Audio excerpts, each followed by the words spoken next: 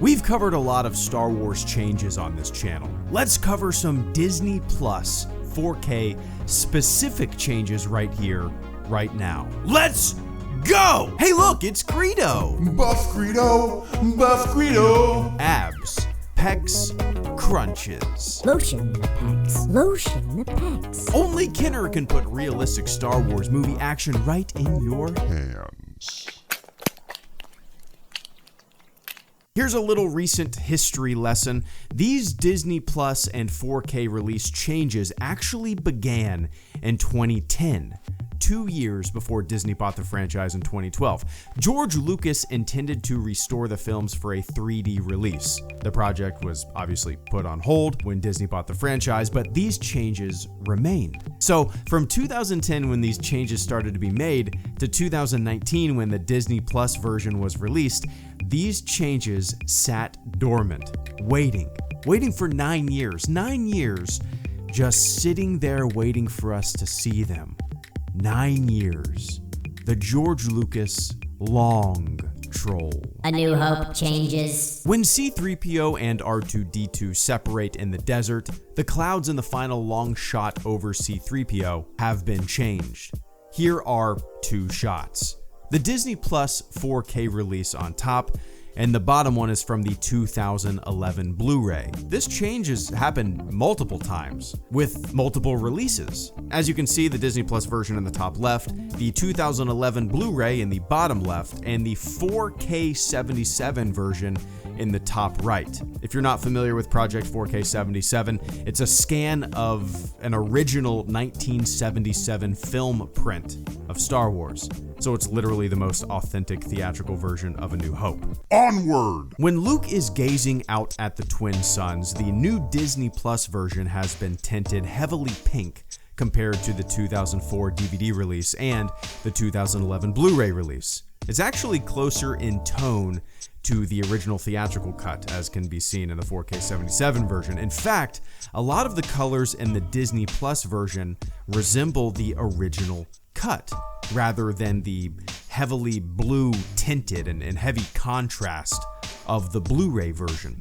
This change actually corrects a mistake. From the 1997 special edition to the 2011 Blu-ray version, this static shot of the Lars homestead had a transparent still image of Luke Skywalker walking out of a doorway.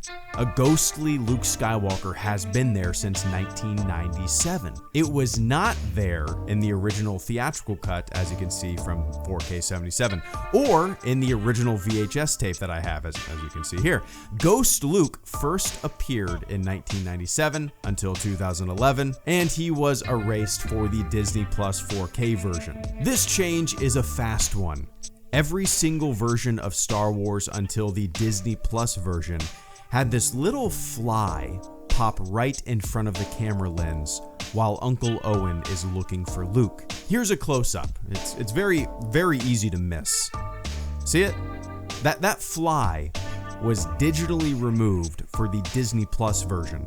I never even knew that there was a fly there. I've watched A New Hope more than any other movie in my entire life, and I never once noticed that fly. Hey, remember when that digital rock was added in front of R2-D2 for the 2011 Blu-ray release? It's still there, but the shadow has been adjusted for the Disney Plus version. We are all familiar with McClunky, right? Do I need to go into McClunky? I don't think so. At this point, now that I have 4K 77 and Harmy's despecialized versions, whatever, right? You know, whatever. Make Greedo sucking on chili dogs like Jack and Diane for all I care. The training remote's laser was yellow in the original version, and then from 2004 to 2011, it was white. And now for the 2019 Disney Plus version, it's back to being yellow. It's really interesting how a lot of these color changes and overall color temperature of the film has kind of reverted back to the way it originally was. A lot of even smaller, less noticeable changes were made, like in 1977, for example, the tractor beam was in English, it was changed to Arabic in 2004, And for the Disney Plus version, it was slightly redone. Different spacing and angles, or a recreated trash compactor grate for the Disney Plus version, or the blink that was added to the Diagonal in 2004 has been redone for the Disney Plus version as well. I'm sure a lot of this kind of stuff was redone because it was digitally created, you know? And you can't really upscale something from 2004 that was at DVD quality back then to be 4K without it looking pretty shitty. That's why a lot of these digital editions don't really age well. A 70mm film print can scan in at like, I don't know, 8K resolution. You can't do that with a native 1080p creation. That's why a lot of these digital creations, that's why a lot of the prequel stuff really does not age well when you watch it on a 4K TV. Hi, I'm your travel agent. We have a couple extremely exciting travel packages for you today. You and one other person can either spend 2 nights on a fake spaceship for $4,800, or you can take a 26-day world cruise for $4,000. I know it's hard to pick. I know it's hard to. You can either stay on the fake spaceship or you can see the world. You can either stay on the fake spaceship or you can take a 7-day trip to Cozumel and 5 other ports for only $400. I don't know. It's a super hard choice. It's so hard to choose. Go see the world. Is